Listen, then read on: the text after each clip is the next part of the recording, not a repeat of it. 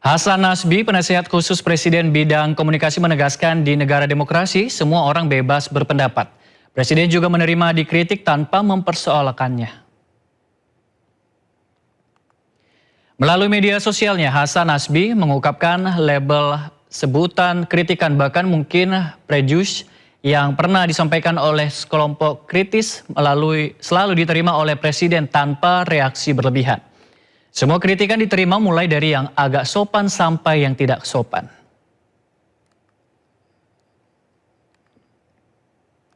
Butan, kritikan, bahkan mungkin prejudice yang pernah disampaikan oleh teman-teman yang mengaku kelompok kritis ini terhadap Presiden Prabowo.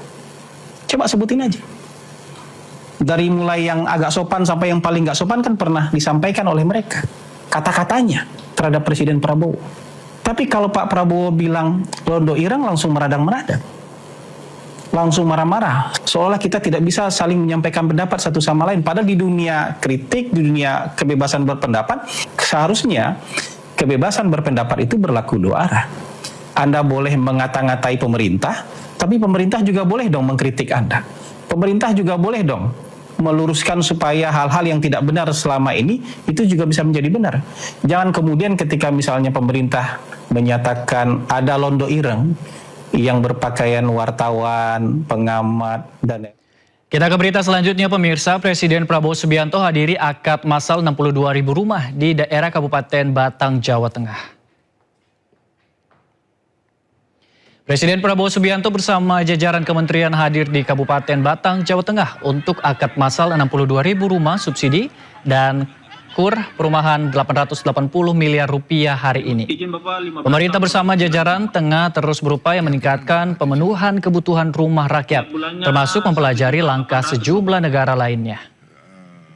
Program KPR Sejahtera FLPT. Banyak. Dan kita sedang merencanakan, kita sedang mempelajari cara-cara yang lebih inovatif. Kita akan belajar dari pengalaman beberapa negara. Ya. Kita, kalau bangsa kita mau bangkit, mau transformasi, kita tidak boleh malu untuk belajar dari siapapun. Saya tertarik, ada pengalaman sebagai contoh, pengalaman bangsa India.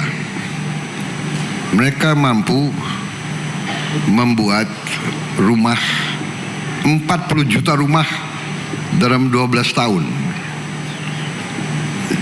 Jadi kira-kira 3 juta rumah setahun. Ini saya sedang pelajari bagaimana caranya. Ada teknik-teknik tertentu. Dan ini bisa kita. Pemirsa, Anda kembali di Sindo Siang. Mantan Wakapolri Komjen Purnawirawan Ugroseno penuhi panggilan klarifikasi Korps Pemberantasan Tindak Pidana Korupsi Polri. Klarifikasi terkait penyelidikan dugaan korupsi pengadaan hibah lahan sekolah polisi wanita periode 2010-2014. Ya pemirsa, Ugroseno tiba di Mabes Polri sekitar pukul 9 pagi tadi. Dirinya datang untuk menjelaskan yang ia tahu. Ia mempertanyakan dasar hukum penyelidikan kebijakan yang sudah lewat lebih dari 15 tahun.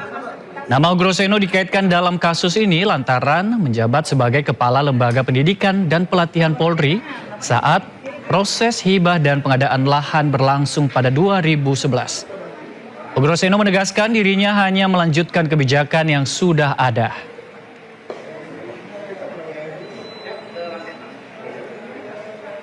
Wasum,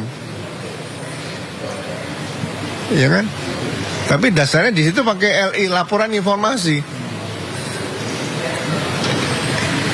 Nah, kalau dugaan tidak pidana, kalau internal Polri, ya harusnya berangkatnya dari Irwasum memeriksa biasanya gitu kan. BPK juga tidak ada temuan. BPK menilai Polri mulai 2011 pun WTP. Wajar tanpa kecualian. Nah ini 2011 bisa dicari pakai LI,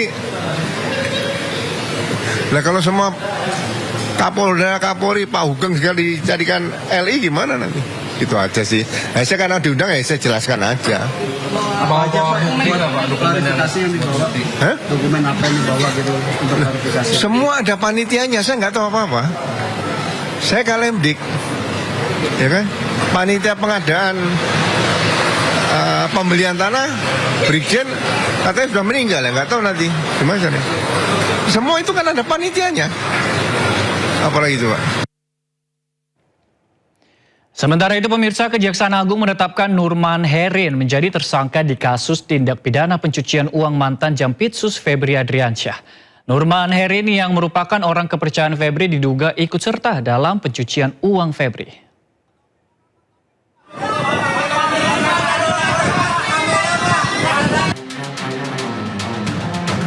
Tim 9 Kejaksaan Agung menetapkan Nurman Herin sebagai tersangka dalam kasus tindak pidana pencucian uang yang juga melibatkan mantan Jampitsus Febri Adriansyah.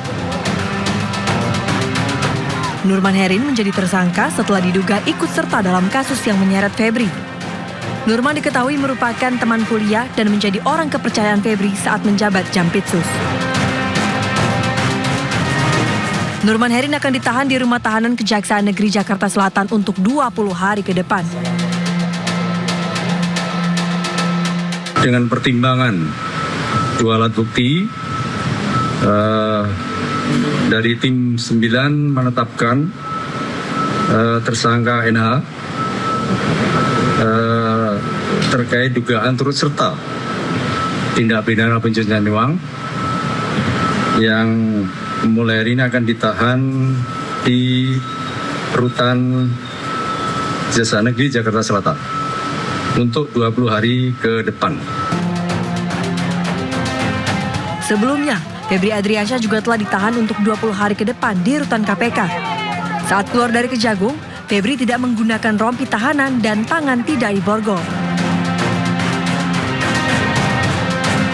Pada perkara ini, Kejagung menerima 2 tersangka yang dialihkan dari Polda Metro Jaya. Don Rito dari pihak swasta dan mantan Jampitsus Kejagung Febri Adriansyah. Kejagung mengusut total 4 sprindik pelimpahan dari Polri. Terbaru, tim 9 menerbitkan sprindik baru terkait TPPU temuan emas 74 kg dan uang ratusan miliar rupiah di rumah Febri di Sentul.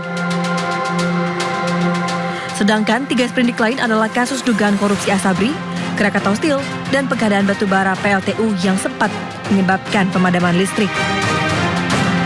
Tim Liputan iNews melaporkan. Dan hari ini pemirsa, Kejaksaan Agung memanggil 10 orang saksi terkait kasus TPPU yang menjerat ex-Jampitsus Febri Adriansyah.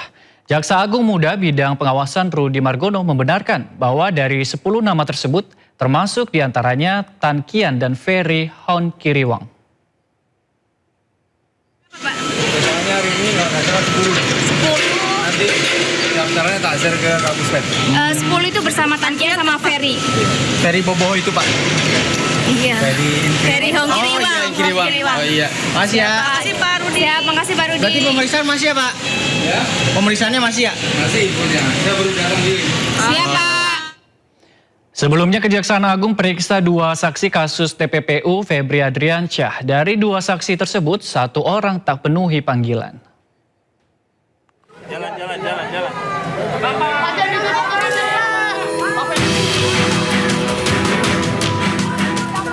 Tim penyidik Kejaksaan Agung atau Tim 9 memanggil 2 saksi untuk diperiksa dalam penyidikan kasus dugaan tindak pidana pencucian uang atau TPPU yang menjerat mantan Jampitsus Febri Adriansyah pada hari Rabu.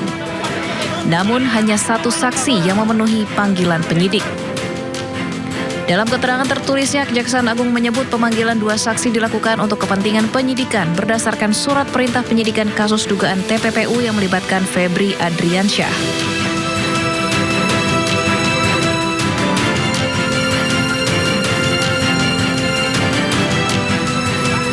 Dari 2 saksi yang dipanggil, hanya ATW selaku penasihat hukum afiliasi Don Rito yang hadir menjalani pemeriksaan, sementara 1 saksi lainnya tidak memenuhi panggilan penyidik. Kapus Penkum Kejagung menambahkan penyidik akan kembali melayangkan surat panggilan kepada saksi yang tidak hadir. Pemeriksaan saksi masih terus dilakukan untuk memperkuat alat bukti dalam perkara tersebut. Tim Liputan iNews melaporkan.